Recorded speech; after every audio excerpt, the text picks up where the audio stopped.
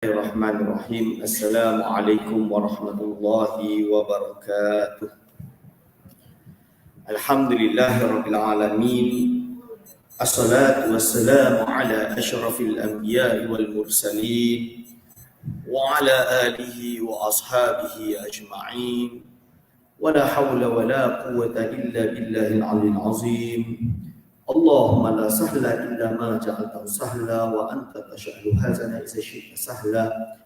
Rabbi shrah li sadri wa yassir li amri wahlul 'uqdatam min lisani yafqahu qawli. Amma ba'd. Pada yang terhormat Tuan Nazir Majlis Syakirin yang saya kasihi, kepada segenap asatizah, para alim ulama, para imam di masjid yang mulia ini, wabil khusus kepada segenap hadirin wal hadirat hafizahullah. Alhamdulillah, kita syukur kepada Allah SWT kerana pagi hari ini dapat meneruskan pengajian kita kuliah subuh. Semoga ilmu yang kita dapatkan ini menjadi ilmu yang bermanfaat. Salawat dan salam kepada junjungan besar baginda sallallahu alaihi wasallam, kerana dengan syafaat baginda lah kita semua berharap di akhirat kelak. Hadirin wal hadirat hafizahullah. Jadi pada pertemuan yang lalu kita telah menerangkan tentang hukum syarak. Kita dah terangkan hukum akli. Lalu ada bahagian daripada hukum akli yang belum kita selesaikan. InsyaAllah kita teruskan pada muka surat 21 tuan-tuan dan puan, iaitu soalan, adakah akal dapat menghukumkan harus Allah Ta'ala taat dan memberi pahala akan yang maksud. Jadi kita dah tahu yang dimaksudkan hukum akal itu ma la yatasawwaru fil aqli wujuduhu, perkara yang kita tak boleh tasawurkan kewujudannya, itu mustahil. Ma la yatasawwaru fil aqli adamuhu, perkara yang tak boleh ditasawurkan di akal ketiadaannya, itu nama dia hukum wajib akli. Ma yasihhu fil aqli wujuduhu wa adamuhu, apa yang harus bagi akal ia wujud atau tidak, itu dipanggil dengan hukum jaiz akli. Lalu masuk kepada perbahasan selanjutnya tuan-tuan dan puan tentang, kita tahu orang buat baik dibalas baiklah, orang buat jahat kena jahatlah. Kalau agama Hindu dipanggil dengan dipanggil dengan karma, kan ada istilah karma. Tapi umat Islam kita bukan konsep karma. Kerana apa? Kita tahu bahawa syurga dan neraka Allah ciptakan, dan Allah juga sejak azali di dalam ilmunya yang qadim sedia ada, dah tentukan siapa yang baik, siapa yang jahat, siapa yang masuk dalam syurga, siapa yang masuk dalam neraka, siapa yang akan beriman, siapa yang akan berkufur. Itu semua ada di dalam ilmu Allah yang qadim. Allah catatkan segala suatu ketentuan takdir, kita panggil, di Lauh Mahfuz. Ada yang mubram, ada yang mu'allaq. Ini perbahasan panjang lah yang kita akan bahas nanti, bukan sekarang, tapi nanti di dalam kitab ini. Lalu pertanyaan selanjutnya, apabila kita kata reward itu adalah anugerah Allah, pemberian Allah, pahala Allah, dan siksaan, ancaman, iqab bahasa Arab, siksaan Allah SWT, apakah mesti, ibarat dia, kalau di dunia ni orang mencuri mesti kena masuk penjara, orang buat baik mesti dapat pujian, mesti, atau Allah Subhanahu wa taala berhak mutlak mentadbir sesuai keinginannya, mengazab, memberi anugerah sesuai dengan keinginannya, yang mana satu? Kalau menurut golongan Mu'tazilah, mesti, wajib bagi Allah buat. Al-as-salah wal aslah. konsep dia, iaitu membuat benda yang baik, wal aslah, dan yang paling baik. Tak mungkin bagi mereka, Allah tak boleh buat zalim. Allah Subhanahu wa ta'ala tak boleh. Kalau ada orang taat masuk neraka, itu namanya Allah zalim. Itu Mu'tazilah. Macam betul lah Ustaz. Kan kita dengar sekilas, akal kita kata betul lah tu. Tapi Ahli Sunnah wal Jamaah tak macam tu. Ahlus Sunnati wal Jamaah, dia tidak melihat seperti itu. Dia kata apa? Ya, kita diperintahkan buat baik, kita buat baik. Mana kita pergi, itu bukanlah urusan kita, itu urusan Allah. Harus tak Allah mengazab hambanya yang taat? Lah, kita hamba, terserah Allah lah. Harus ke Allah SWT memasukkan, harus tu maksudnya boleh ke? Harus ke Allah SWT memasukkan hambanya yang menderhaka ke dalam syurga? Itu terserah Allah. Allah nak buat, dia buatlah. Ibarat dia mudah dia. Kita ada ayam dalam reban. Dalam reban ada banyak ayam. Yang mana kita ambil nak sembelih, kita sembelih lah. Ada tak istilah, itu kecil, tak adil, kesian, dia kecil lagi. Ada tak istilah macam tu? Terserah lah, aku nak makan anak ayam, aku punya ayam. Nak sembelih yang kecil-kecil lah. Jangan sembelih yang tua, tak sedap.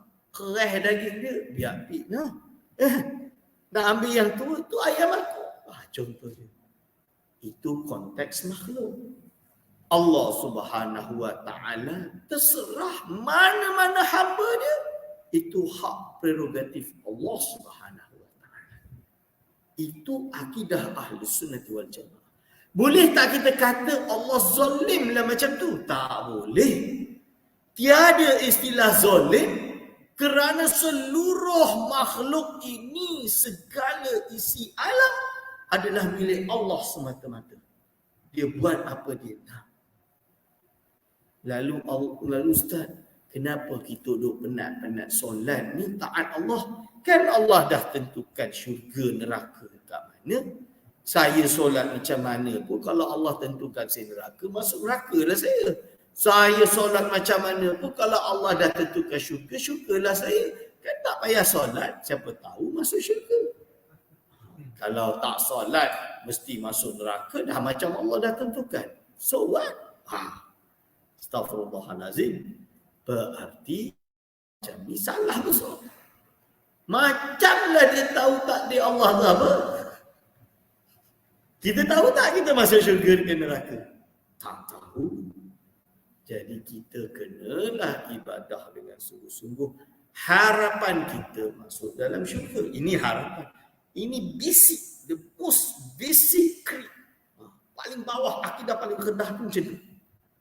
Kalau dengan ibadah kita bersungguh-sungguh, Allah anugerahkan kita khusyuk, mahabbah, cinta Allah, rindu, syauq, rindu Allah, maka ibadah kita berbeza lagi. Kenapa kita solat? Rasa hati ni kosong tak solat. Kalau tak solat, rasa hati ni jafak. Jafak tu kosong lah, kering. Kering. Betul lah. Ni nikmat ibadah ni. Ustaz, kenapa Ustaz berzikir Ustaz? Malam Jumaat je baca Yasin, tahlil. Rasul tak buat. Kita khabar lah kat dia. Di Quran, Rasul suruh kita baca Quran lah. Rasul suruh kita bertahlil lah. Yasin tahlil lah. Perintah Rasul suruh tahlil. Itulah isi dia baik semua. Dia kata Rasul tak buat pula dah. Kita buat sebab apa? Nak isi rohani kita. Qutul qulub, makanan hati kita, kita berzikir la ilaha illallah 100 kali, 200 kali, 300 kali, 1000 kali, alhamdulillah, lagi banyak lagi lah tu. Biar hati kita penuh dengan zikir. Ini kan nak bagi penuh. Jadi dia tak fikir syurga neraka dah. Dia tahu tu urusan Allah. Tapi saya sebagai hamba, saya nak rasa hudur ilahi. Terjemah Inggeris dia divine presence. Datang orang tak tahu bahasa Inggeris, dia kata Tuhan masuk dalam tubuh dia sebab divine presence. Divine Tuhan presence dalam hati dia. Apa dalam tubuh dia, hulul. Itu orang yang tak betul dah. Baca salah, tuduh salah. The next level, the highest level, dia dah tak peduli dengan segala dunia ini yang dia lihat. Hanya Allah SWT. Bukan berarti dia tengok kipas-kipas tu Allah, bukan. Tapi kullu syai'in halikun ila wajah. Segala sesuatu bagi dia tu sirna melainkan Allah SWT. Berarti setiap tindak langkah dia hanya untuk Allah SWT. Dia dah tak perlu jabatan, dia tak perlu jawatan, dia tak perlu rezeki, duit kerja, dia dah tak perlu dah. Siang hari malam dia Allah sahaja lirikan dia. Sehingga kan orang bagi emas kat dia buang emas dia disangka batu. Macam tu tu. Tapi kita tak sampailah macam tu. Itu di kalangan para awliya. Para awliya ni la khaufun, mereka tak takut, tak risau, tak apa. Kita ni masih takut, masih risau. Esok nak makan apa, nak bayar duit rumah, diorang dah tak peduli dah. Jadi kalau ada yang tiba-tiba rasa kononnya nak sampai derajat tertinggi itu, tapi masih kisah dengan fulus, bukanlah. Bohong lah. Bohong sebab orang macam ni dah tak peduli sama sekali. Okey. Jawapan, sebenarnya akal tidak sampai menghukumkan dengan yang demikian itu harus. Tetapi sekiranya ditilik kepada dalil wahdaniyah Allah Ta'ala, maka ketahuilah bahawasanya la yus'alu amma yaf'alu wa hum yus'alun. Ini akidah ini yang diterangkan oleh ulama berkali-kali. Artinya tiada ada soalan terhadap perbuatan Allah. Malahan makhluk yang akan disoal Allah Ta'ala. Kerana makhluk itu milik Allah belaka. Fa'alun lima yurid. Artinya memperbuat ia bagi barang yang dikehendaki. Jadi Allah SWT kalau dia pilih, dijadikan macam tu. La yus'alu amma yaf'alu. Kita, Allah tak akan ditanya. Berarti kalau Allah tak akan ditanya, tak adalah istilah zalim ke apa ke, tak ada. Dia buat sesuai dengan kehendaknya. Ini akidah Ahlussunnah wal Jamaah. Tiba-tiba datang orang yang tak faham, dia tuduh ini akidah Jabariyah. Jabariyah itu bukan macam tu. Jabariyah itu di mana makhluk ini dia anggap bila dia buat maksiat, dia tak rasa dia yang buat. Allah yang buat. Mencuri, Allah yang mencuri. Itu Jabariyah. Okay. Soalan, tidakkah yang demikian itu tertegah pada syarak? Disebut jawapan, yang demikian itu memang tertegah pada syarak kerana sesungguhnya syarak telah menyatakan bahawasanya Allah Ta'ala telah memilih dengan kelebihan dan kurnianya yang besar, iaitu bagi mukmin yang taat itu nikmat yang berkekalan, dan juga dengan keadilannya bahawa bagi kafir itu azabun alimun, azab yang pedih lagi berkekalan. Lalu pertanyaan dia sekarang, Ustaz, bukan ke syarak nas Al-Quran dan hadis dah menyatakan orang kafir takkan masuk ke dalam syurga sama sekali? Dah menentukan orang mukmin Kalau dia dah masuk syurga, dia tidak akan keluar sama sekali. Kan dikhabarkan oleh Allah Subhanahu wa taala dalam Al-Quran. Dan bagi Nabi SAW melalui hadis, jawapannya ya, betul. Betul. Secara syarak macam tu. Harus secara akal kalau Allah nak orang yang kafir masuk syurga itu harus secara akal. Akan tetapi mustahil secara syarak kerana Allah dah khabarkan kepada kita. Maka kita jawab jawaz aklan, mustahil syar'an. Itu dikatakan. Ini bagi kes yang saya sebut terakhir. Lalu pertanyaan, Abu Lahab macam mana Ustaz? Tabbat yada Abi Lahab wa tab. Dah jelas tak Abu Lahab tu masuk neraka. Betul. Mustahil syar'an dia keluar dari api neraka. Mustahil syar'an. Tapi jawaz aklan. Kerana Allah buat apa yang dia kehendaki terhadap hamba-Nya. So besok tu macam mana Ustaz? Innallaha la yukhliful mi'ad. Sesungguhnya Allah tidak akan berlawan, bercanggah dengan apa yang Allah janjikan. Itu maksudnya.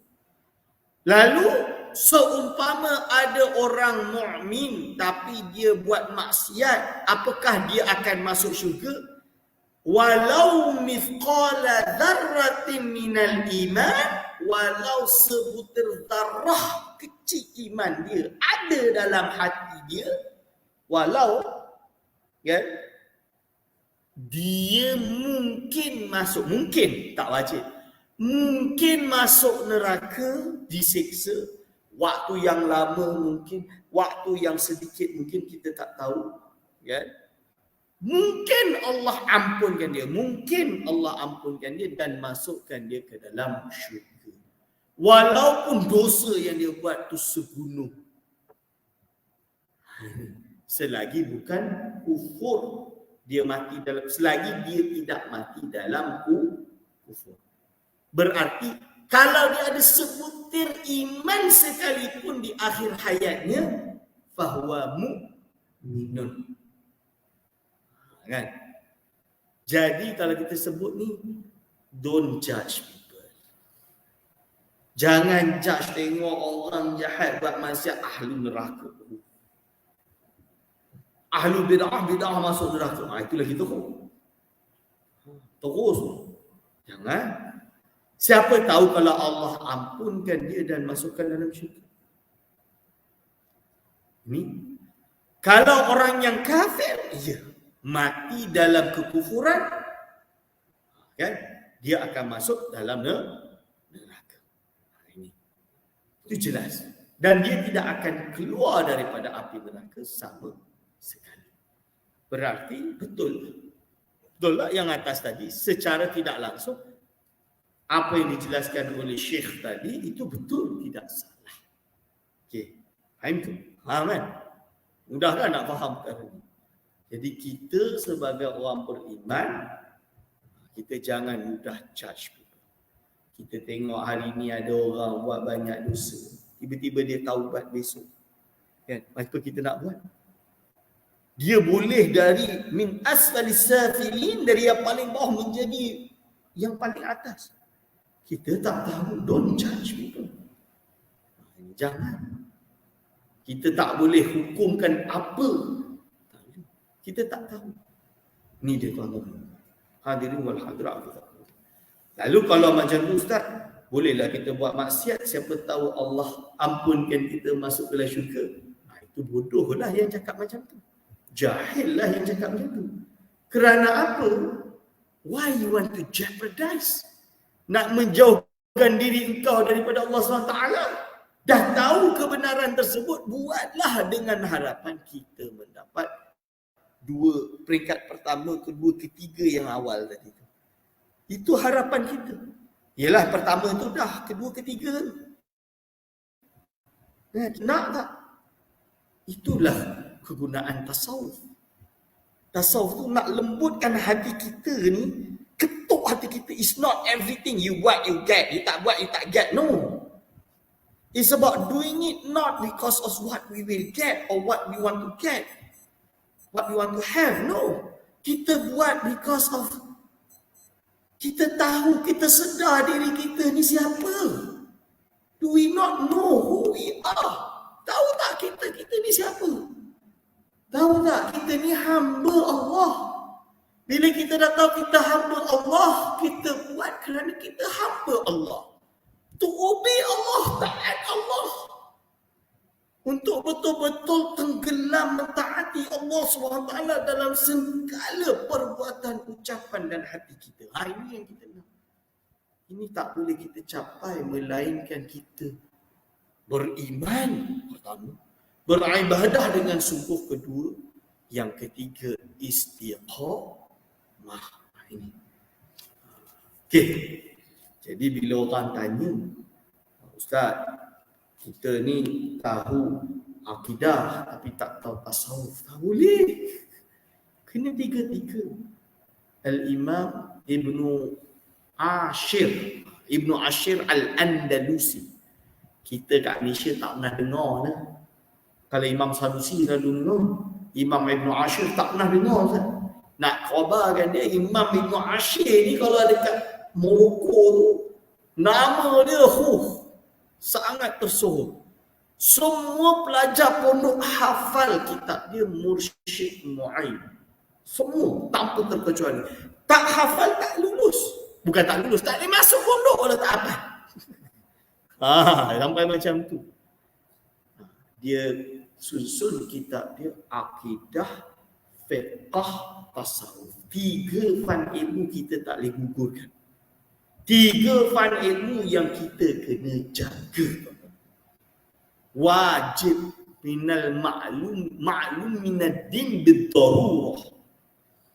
Cuma perbahasan yang tinggi di dalam akidah tak semua orang faham. Perbahasan yang tinggi dalam fiqh tak semua orang faham. Begitu juga perbahasan yang tinggi dalam tasawuf semua orang faham. Yang tinggi-tinggi itu serahkan kepada ahlinya, hukumnya fardu kifayah sahaja, bukan fardu ain. Yang bawah, yang wajib, itu wajib. So jangan tiba-tiba kita nak bahaskan yang tinggi dalam ilmu tasawuf di depan orang awam. Orang awam berhak tahu, berhak. Tak boleh. Imam Ghazali larang. Al-Imam Haddad larang. Haram.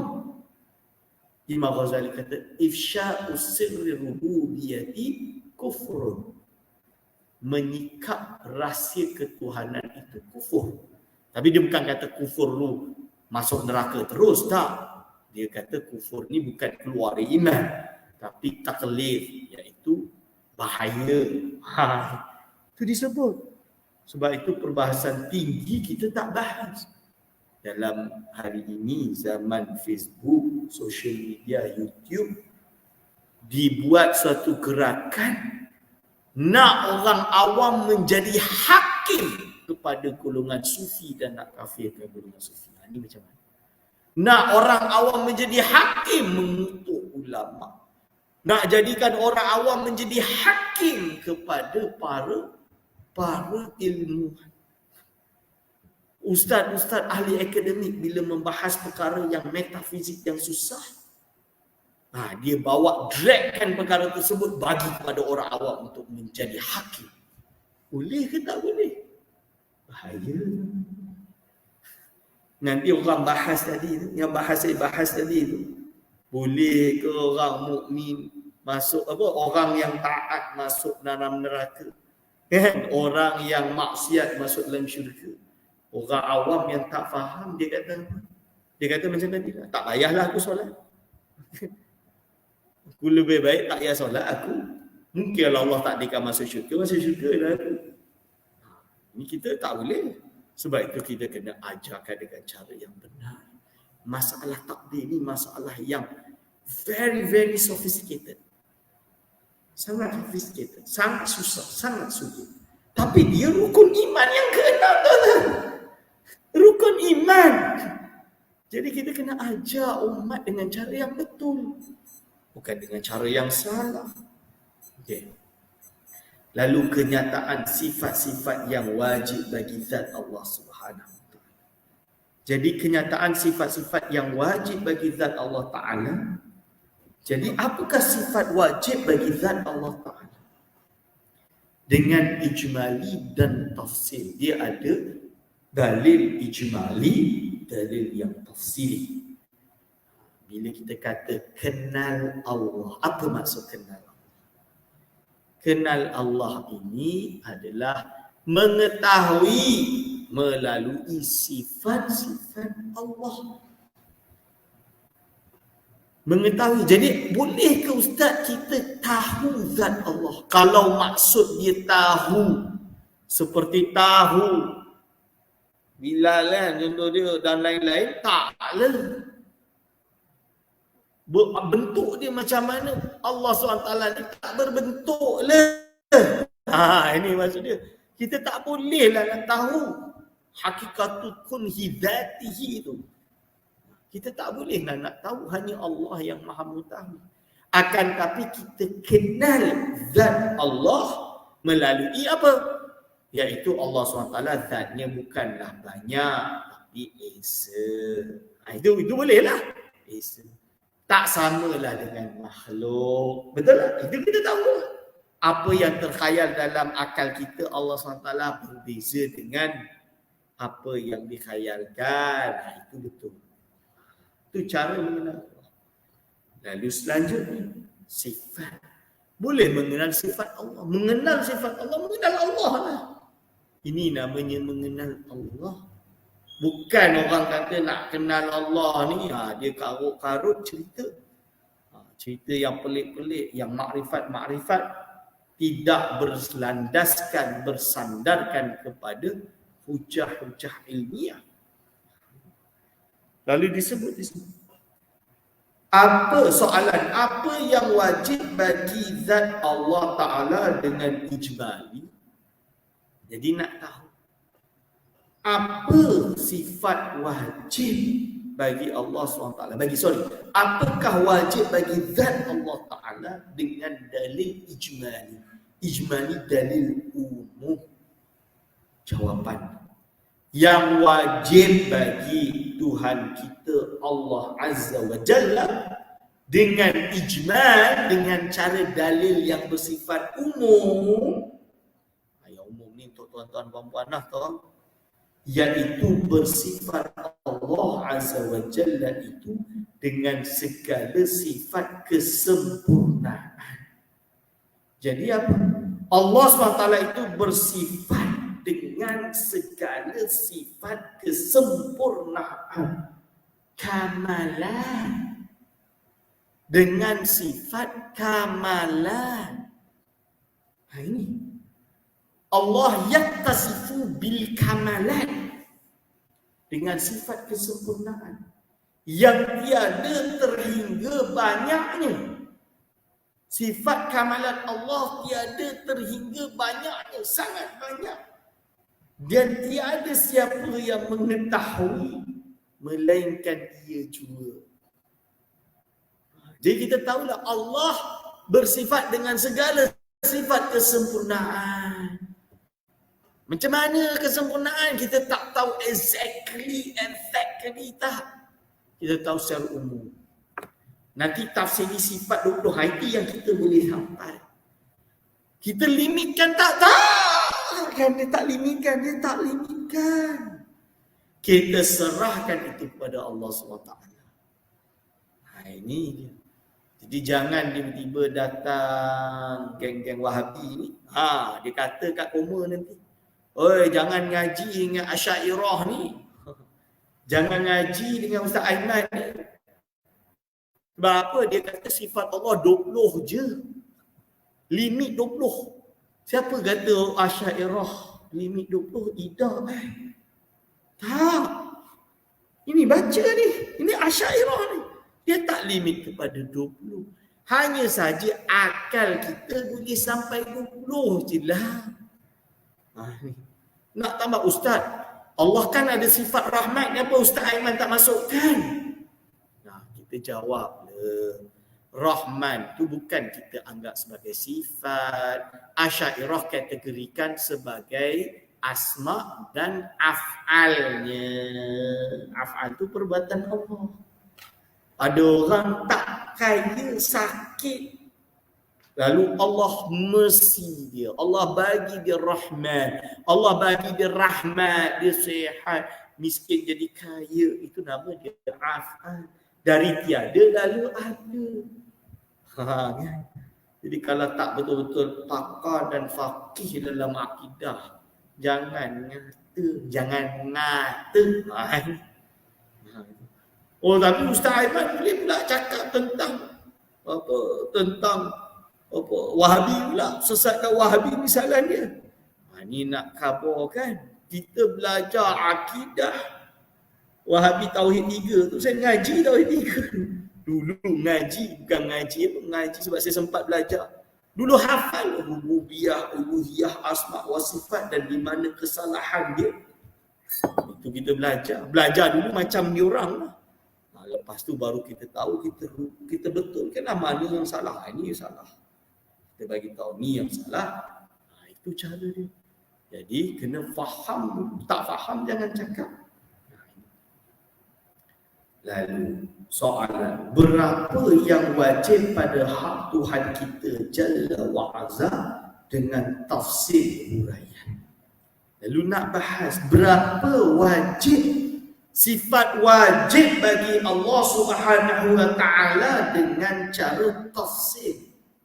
Secara tafsiri, sifat wajib bagi hak Allah taala. Nak tahu secara tafsiri.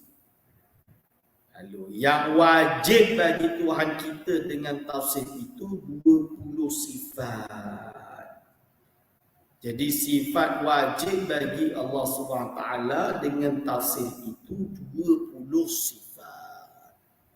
Apa sahaja iaitu wujud, qidam, baqa, mukhalafatuhu ta'ala lil hawadith, qiyamuhu ta'ala binafsihi, wahdaniyah, kudrah, iradah, ilmun, hayat, sama', basar, kalam, kaunuhu qadiman, kaunuhu qadiran, kaunuhu muridan, kaunuhu aliman, kaunuhu hayyan, kaunuhu sami'an, kaunuhu basiran, kaunuhu mutakalliman.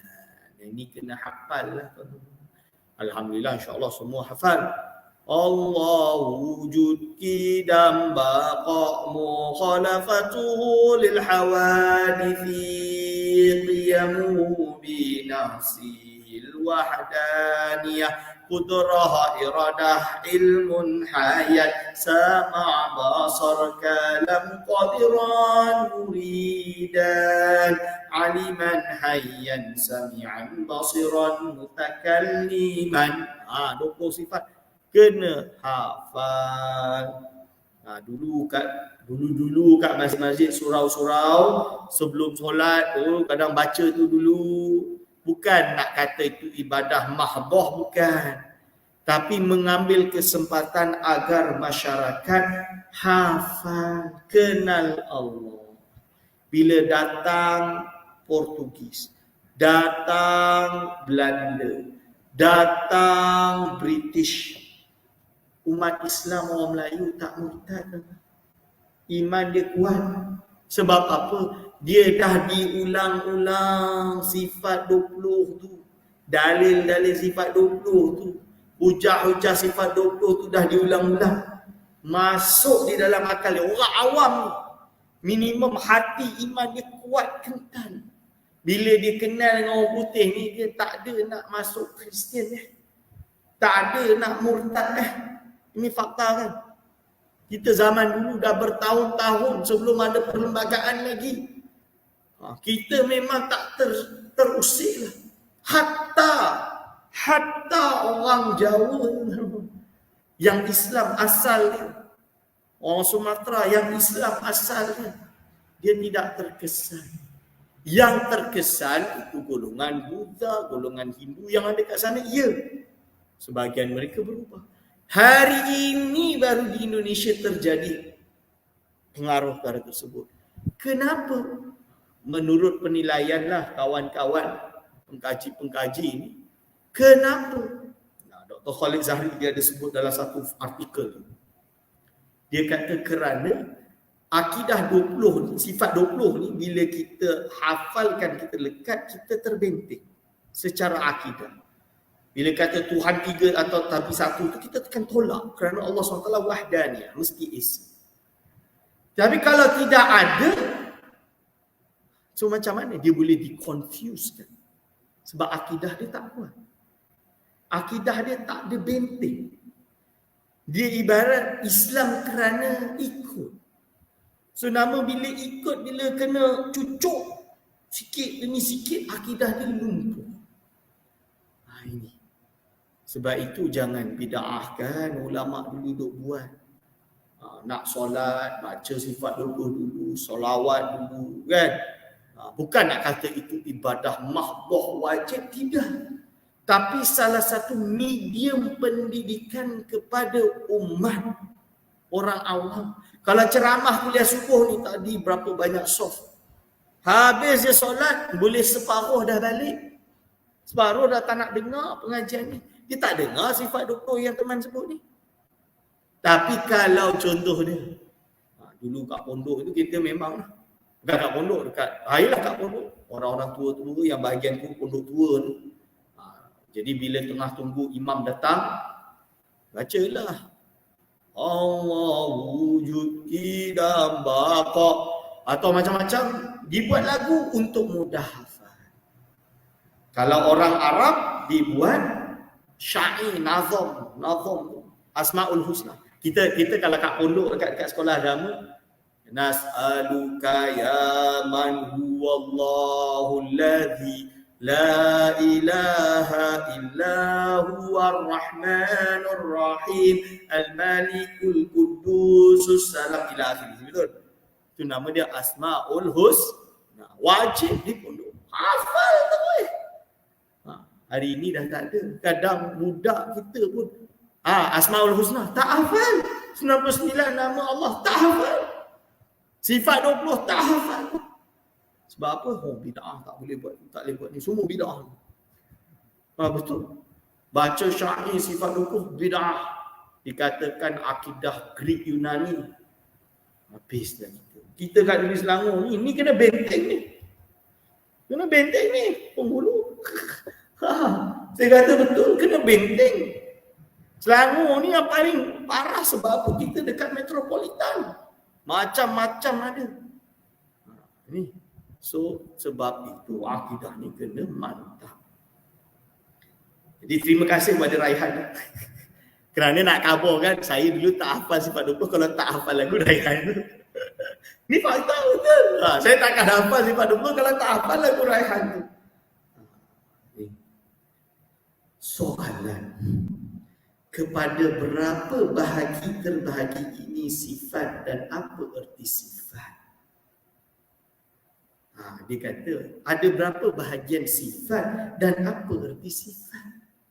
Jawapan, terbahagi ini sifat sekira-kira maknanya kepada 4 bahagi. Jadi sifat ini terbahagi kepada 4 bahagian. Yang pertama sifat nafsah, yang kedua sifat salbiyah, yang ketiga ma'ani, yang keempat maknawiyah. Datang orang ustaz tak faham. Nafsiyah tu apa nak sebut nafsiyah pun susah Ustaz. InsyaAllah kita syarahkan satu persatu dalam pertemuan yang akan datang. Erti sifat itu barang yang tetap bagi yang disifati. Iaitu sifat ini adalah perkara yang berdiri pada zat mausuf yang disifati. Ini saya syarahkan dia, maksud dia tu, saya faham sebab dia guna bahasa lama. Sifat itu perkara yang berdiri pada zat, yang berada pada zat yang disifati. Mausuf. Zat itu zat yang disifati. InsyaAllah kita akan syarahkan lebih dalam perkara ini pada pertemuan yang akan datang. Segala salah silap saya mohon maaf sebesar-besarnya. Dan nak kena pergi Seremban. Banyak program hari ini. InsyaAllah aku qauli hadza astaghfirullah wa lakum. Wassalamualaikum warahmatullahi wabarakatuh.